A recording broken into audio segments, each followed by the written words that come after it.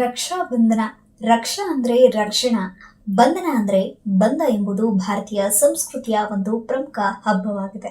ಇದು ಸಹೋದರ ಮತ್ತು ಸಹೋದರಿಯರ ನಡುವೆ ಇರುವ ಪ್ರೀತಿಯ ಮತ್ತು ಭದ್ರತೆಗಿನ ಬಂಧವನ್ನು ಆಚರಿಸುವ ಹಬ್ಬವಾಗಿದೆ. ಈ ಹಬ್ಬದಲ್ಲಿ ಸಹೋದರಿ ತನ್ನ ಸಹೋದರನ ಕೈಗೆ ರಾಖಿಯನ್ನು ಕಟ್ಟುವ ಮೂಲಕ ಅವನ ರಕ್ಷಣೆಗೆ ಹಾಗೂ ದೀರ್ಘಾಯುಷ್ಯಕ್ಕಾಗಿ ಪ್ರಾರ್ಥಿಸುತ್ತಾಳೆ. ಸಹೋದರನು ಸಹ ಸಹೋದರಿಯನ್ನು ಜೀವನ ಪೂರ್ತಿ ರಕ್ಷಿಸುವನೆಂಬ ವಚನವನ್ನು ನೀಡುತ್ತಾನೆ. ಸಹೋದರಿ ತನ್ನ ಸಹೋದರನ ಕೈಗೆ ರಾಖಿ ಎಂಬ ಪವಿತ್ರ ದಾರ ಕಟ್ಟುತ್ತಾಳೆ. ಆಕೆ ಅವನ ಮುಂದ್ಗಡೆ ಆರತಿ ಎತ್ತುತ್ತಾಳೆ ಮತ್ತು ಅವನ ಸುರಕ್ಷತೆಗಾಗಿ ದೇವರಿಗೆ ಪ್ರಾರ್ಥಿಸುತ್ತಾಳೆ. ಸಹೋದರನು ಸಹೋದರಿಗೆ ಉಡುಗೊರೆ ನೀಡುತ್ತಾನೆ. ಪೌರಾಣಿಕ ಕಥೆಗಳ ಪ್ರಕಾರ ಮಹಾಭಾರತದಲ್ಲಿ ದ್ರೌಪದಿಯು ಶ್ರೀಕೃಷ್ಣನ ಕೈಗೆ ರಾಖಿ ಕಟ್ಟಿದ್ದಳು ಎನ್ನುವ ಕಥೆ ಇದೆ. ಇನ್ನು ದಂತಕಥೆಗಳ ಪ್ರಕಾರ ಅಲೆಕ್ಸಾಂಡರ್ನು ಭಾರತದ ಮೇಲೆ ದಂಡೆತ್ತಿ ಬಂದಾಗ ಅವನನ್ನು ಧೈರ್ಯದಿಂದ ಎದುರಿಸಿದವನು ಪೋರಸ್. ಆಗ ಅವರಿಬ್ಬರ ನಡುವೆ ಯುದ್ಧ ಆರಂಭಗೊಂಡಿತು.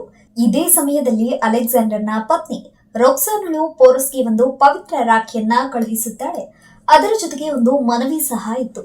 ತನ್ನ ಪತಿಯನ್ನು ಕೊಲ್ಲದಿರುವಂತೆ ಕೇಳಿಕೊಂಡ ಮನವಿ ಅದಾಗಿತ್ತು.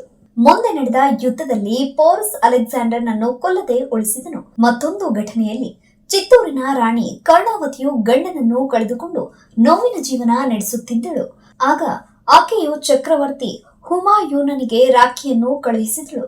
ಇದಕ್ಕೆ ಕಾರಣ ಚಕ್ರವರ್ತಿ ಬಹದ್ದೂರ್ ಶಾನು ಈಕೆಯ ರಾಜ್ಯದ ಮೇಲೆ ದಂಡೆತ್ತಿ ಬರುವ ನಿರ್ಧಾರಕ್ಕೆ ಬಂದಿದ್ನು.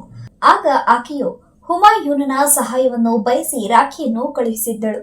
ಇದನ್ನು ಮುಟ್ಟುವ ಮೂಲಕ ಸ್ವೀಕರಿಸಿದ ಹುಮಾಯೂನನು ತನ್ನ ಸೇನೆಯನ್ನು ರಾಣಿ ಕರ್ಣಾವತಿಯ ಸಹಾಯಕ್ಕೆ ಧಾವಿಸುವಂತೆ ಸೂಚಿಸಿದ್ನು. ಆದರೆ ಸೈನ್ಯವು ಅಲ್ಲಿಗೆ ತಲುಪಲು ತಡವಾಯಿತು. ಇದೇ ವೇಳೆಗೆ ರಾಣಿ ಕರ್ಣಾವತಿಯು ಇತರ ಹೆಂಗಸರೊಂದಿಗೆ ಕೂಡಿ ತನ್ನ ಮಾನ ರಕ್ಷಣೆಗಾಗಿ ಜೌಹರ್ ಮಾಡಿಕೊಳ್ಳುವ ಮೂಲಕ ಪ್ರಾಣತ್ಯಾಗ ಮಾಡಿದ್ದಳು.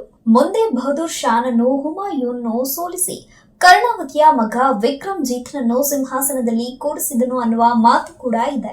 ಈ ರಕ್ಷಾ ಬಂಧನವನ್ನು ಪ್ರತಿ ವರ್ಷವೂ ಶ್ರಾವಣ ಮಾಸದಲ್ಲಿ ಬರುವ ಪೌರ್ಣಮಿಯ ದಿನ ಅಂದ್ರೆ ಶ್ರಾವಣ ಪೌರ್ಣಮಿ ದಿನದಂದು ಆಚರಿಸಲಾಗುತ್ತದೆ.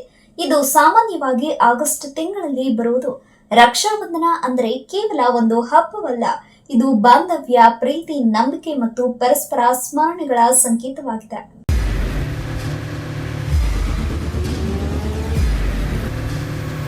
ಪ್ರಜಾಮಾರ್ಗ ನ್ಯೂಸ್, ಇದು ಜನಸಾಮಾನ್ಯರ ಧ್ವನಿ. ನಮಸ್ಕಾರ. ನೀವು ನೋಡ್ತಾ ಇದ್ದೀರಾ ಪ್ರಜಾಮಾರ್ಗ ನ್ಯೂಸ್. ರಾಷ್ಟ್ರದ ರಾಜ್ಯದ ರಾಜಕೀಯದ ಬಗ್ಗೆ ಹೆಚ್ಚಿನ ಸಿನಿಮಾ ಅಪ್ಡೇಟ್ಗಳಿಗಾಗಿ ಫಸ್ಟ್ ಲೈಕ್ ಮಾಡಿ, ಸಬ್ಸ್ಕ್ರೈಬ್ ಆಗಿ, ಹಾಗೆ ಫಾಲೋ ಕೂಡ ಮಾಡಬೇಕು.